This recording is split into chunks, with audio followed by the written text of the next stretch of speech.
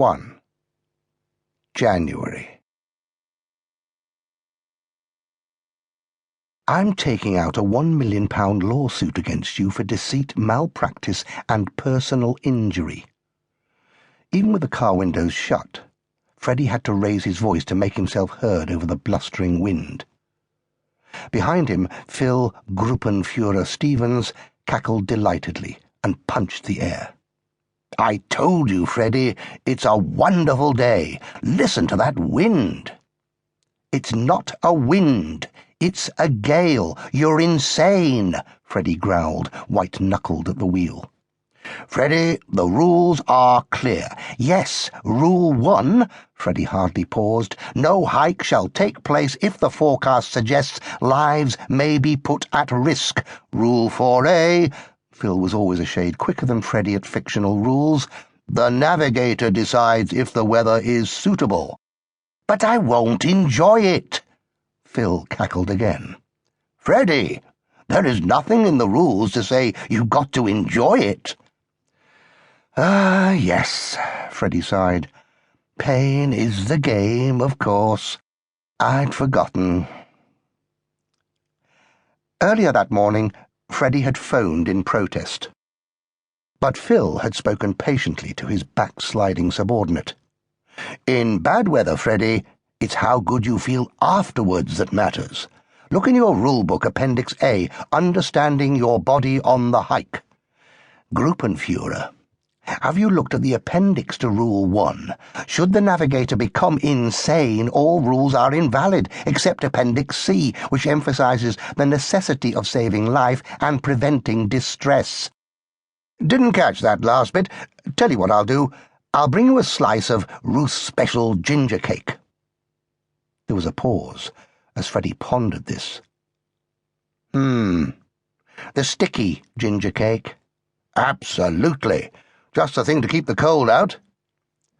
Freddy wasn't going to jump in straight away. Would this be enough to overcome his dislike of bad weather hikes? But he paused just long enough for Phil to nip in with, Great, well done that man. It's your turn to drive. Pick me up, usual time. En route to Phil's house, I sat in the front passenger seat while Freddy told me about their breakfast-time conversation.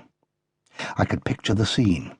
Freddy standing in his kitchen, waving one arm in distress, and Phil in his conservatory enjoying the racket made by the wind. The greater the noise, the greater his delight. Freddy, 6 feet tall and with arms too long for his cuffs, has a large, bespectacled and sensitive face and trousers that sag in the wrong places. He remains stoical in the face of life's misfortunes, one of which is Phil. Phil is the same age as Freddy, 64, but is several inches shorter and looks much younger. He's every bit a compact dynamo. In his youth, he was a rugby scrum half, and he still behaves like one, quick and alert, always on the move. How he managed in his working life to meet the demands of being an air traffic controller, I would never know. Freddy reckoned that holidaymakers who knew him found out when he was on duty and ensured they booked a flight on his day off. Each Thursday, hike day, Freddy calls Phil if the weather looks unpromising. He makes his protest, but gets nowhere, as Phil always calls on my vote to secure a majority of 2-1.